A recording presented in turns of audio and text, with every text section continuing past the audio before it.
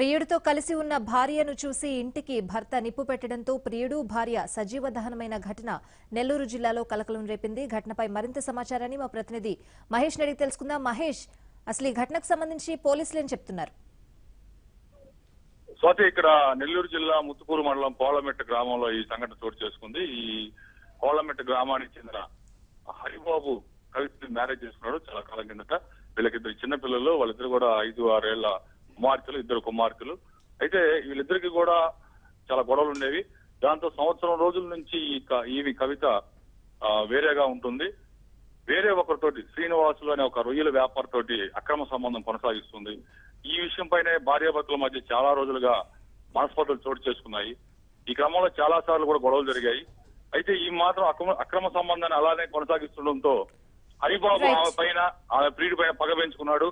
ఒక్కసారిగా వాళ్ళిద్దరూ ఉన్నటువంటి ఆ ఇంటిని తగలబెట్టడం జరిగింది. పోలీసులు డిఎస్పీ రఘునాథ్ రెడ్డి అలాగే సిఐ శ్రీనివాస రెడ్డి సంఘటనా స్థలాన్ని చేరుకున్నారు. మొత్తమే కేవలం అక్రమ సంబంధం కారణంగానే ఈ సంఘటన చోటు చేసుకున్నట్టుగా మనం చెప్పొచ్చు.